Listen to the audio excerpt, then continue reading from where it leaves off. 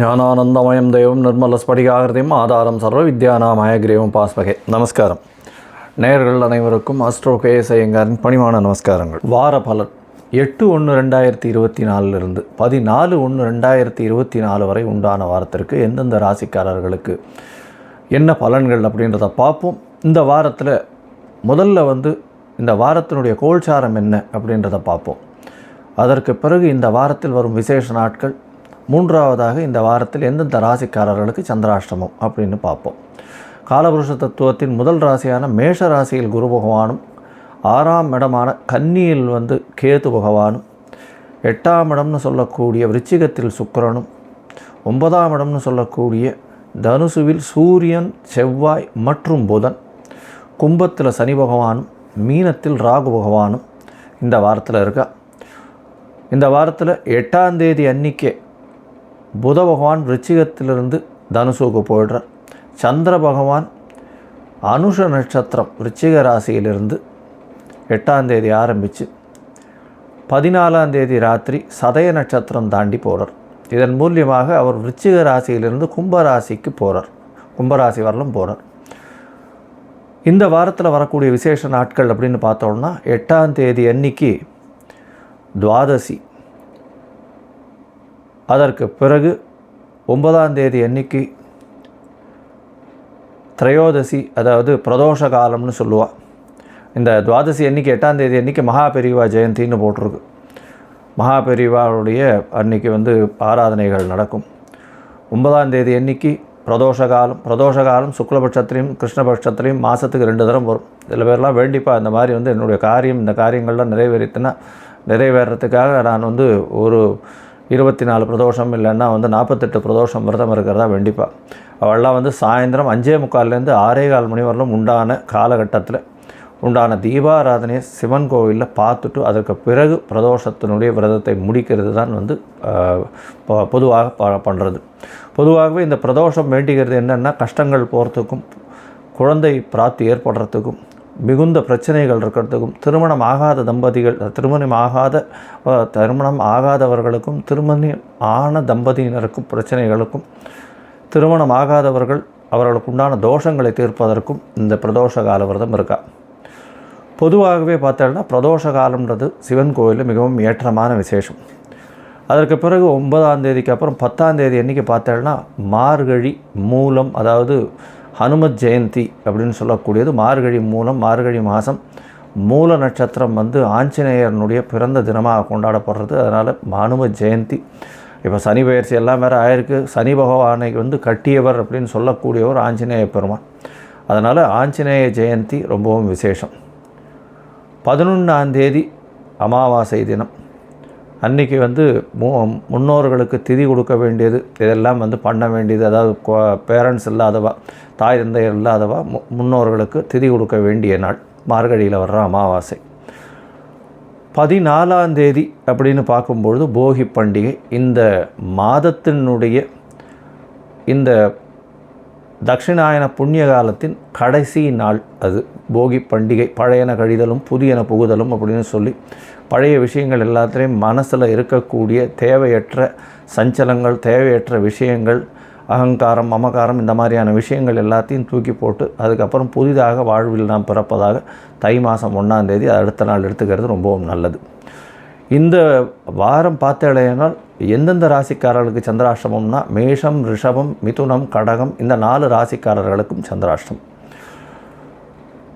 இந்த வீடியோ பார்த்துட்டு இருக்கவா எனக்கு காண்டாக்ட் பண்ணி அஸ்ட்ராலஜிக்கல் கன்சல்ட் தேவைப்பட்டதுன்னா என்னுடைய மொபைல் நம்பர் காண்டாக்ட் பண்ணுங்க. அது ஸ்க்ரால் ஆகிட்டு இருக்கும். உங்களுக்கு தேவைப்படும் பொழுது உங்களுடைய date, time, place of birth அனுப்புங்க. என்னுடைய சார்ஜஸ் என்னன்னு சொல்கிறேன்.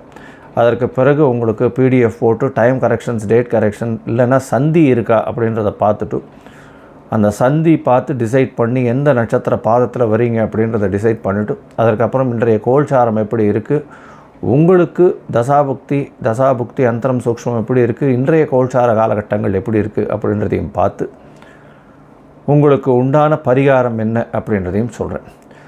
இந்த வாரம் வரக்கூடிய சந்திராஷ்டம நாட்கள் அப்படின்னு, சந்திராஷ்டமம்ன்றது மேஷம், ரிஷபம், மிதுனம், கடகம் ஏற்கனவே சொன்ன எளிய பரிகாரம். அதாவது சந்திராஷ்டம நாட்களில் புதிய முயற்சிகள் வேண்டாம், வெளியூர் வெளிமாநில பிரயாணங்கள் வேண்டாம். ஒருவேளை பண்ண வேண்டிய அதாவது நிர்பந்தத்தில் இருந்தீர்களேயானால், கட்டாயத்தில் இருந்தீர்களேயானால், சந்திரனுக்கு உண்டான எளிய பரிகாரம் அப்படின்னு சொல்லக்கூடிய அகத்திக்கீரை கட்டு அருகில் இருக்கக்கூடிய கோசாலைக்கு வாங்கி கொடுங்க. ஏன்னா துவாதசியும் வருது 8ஆம் தேதி, அதனால் கோசாலைக்கு வாங்கி கொடுங்க. அதன் மூலியமாக சந்திராஷ்டமத்தின் தாக்கம் குறையும் அப்படின்றத சொல்கிறேன். அதற்கு மூலியமாக சந்திராஷ்டமத்தின் தாக்கம் குறைஞ்சதுன்னா தடங்கள் வராமல் இருக்கும் செய்யும் வேலைக்கு. சரி, இப்போது இந்த வாரம் 8/1 14/1 வரை உண்டான நாட்களுக்கு மேஷம் முதல் மீனம் வரை எப்படி இருக்குது ஒரு ராசியான்னு பார்க்கலாம். மிதுனம், மிருகசீரிஷம், திருவாதிரை, புனர்பூசம் இந்த 3 நட்சத்திரம் 9 பாதங்களை கொண்ட ராசி. ராசியின் அதிபதினு சொல்லக்கூடிய ஒரு புத பகவான் இந்த வாரம் சமசப்தமத்தில் வந்துடுறார். பெரிய ஏற்றமான காலம்.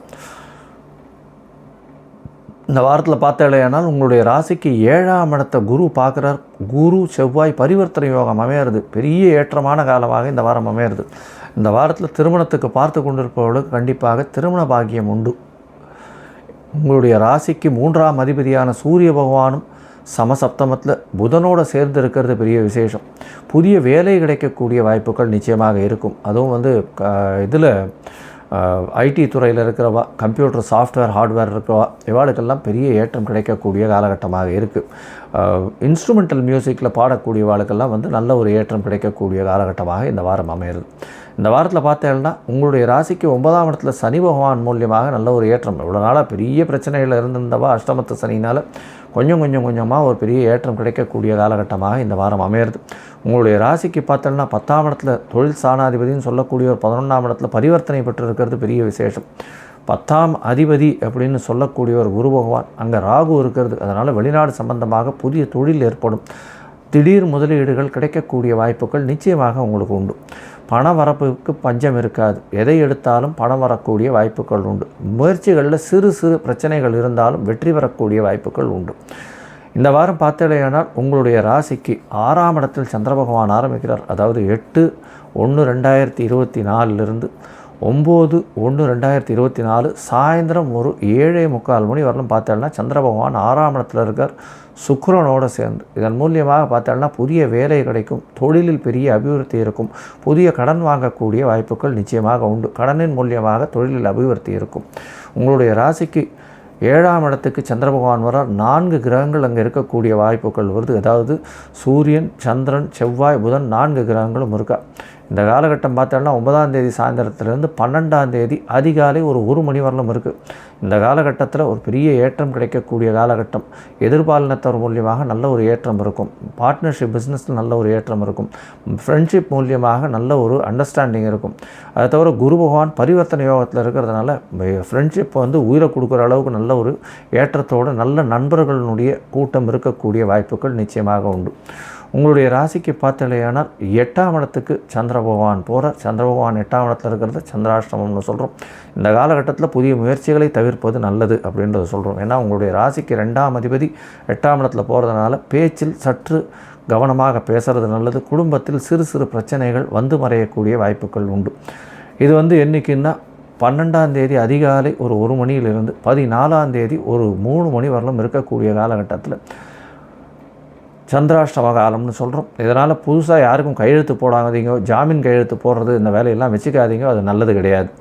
உங்களுடைய ராசிக்கு பார்த்தோன்னா 9ஆம் இடத்துல சந்திர பகவான் போகிறார். புனர்ப்பு யோகம் அமையிறது. புனர்ப்பு யோகம் அமைந்தாலும் சந்திர பகவான் 9ஆம் இடத்துல போகும்பொழுது நல்ல ஒரு ஏற்றம் இருக்கும். சனி பகவானோடு சேர்ந்து இருக்கார். உங்களுடைய குடும்பாதிபதினு சொல்லக்கூடியவர் தனக்காரகனே 9ஆம் இடத்துல வர்றதுனால தந்தையின் மூலியமாக செல்வம் வரக்கூடிய வாய்ப்பு, திடீர் பண யோகம் வரக்கூடிய வாய்ப்புகள் இந்த வாரம் நிச்சயமாக அமையிறது. இந்த வாரத்தில் பார்த்தோம்னா மொத்தமாக நல்ல ஒரு ஏற்றமான வாரமாக இருக்குது. அதை தவிர நீங்கள் அருகில் இருக்கக்கூடிய சித்தர் பீடங்களுக்கு போயிட்டு வாங்க. சித்தர் பீடங்களுக்கு போயிட்டு வர்றதன் மூலியமாக உங்களுடைய சுகங்கள் நல்ல ஒரு ஏற்றத்தை காணக்கூடிய காலமாக இருக்கும் அப்படின்றத சொல்கிறோம். சித்தர் பீடம் அப்படின்னா இந்த திருவண்ணாமலையில் விசிறி சாமியார் அவர் சொல்லுவாள். அதை தவிர ராம் சூரத்குமார் அவளை சொல்லுவாள். அதை தவிர இங்கே அரவிந்தோ ஆசிரமம் இருக்குது. இந்த மாதிரி இடத்துக்கு போயிட்டு வர்றதன் மூலியமாக இந்த மிதுன ராசிக்காரர்களுக்கு பெரிய வெற்றி உண்டாகக்கூடிய வாரமாக இந்த வாரம் அமைகிறது. லோகா சமஸ்தா சுகினோ பவந்து. நன்றி, நமஸ்காரம். Astro KS Iyengar YouTube channel பார்த்தமைக்கு நன்றிகள். மேலும் இது போன்ற ஆன்மீக ஜோதிஷ தகவல்கள் உங்களை அடைய astro KS Iyengar YouTube channel subscribe செய்யவும், பெல் ஐக்கானை மறக்காமல் அழுத்தவும். நன்றி, வணக்கம்.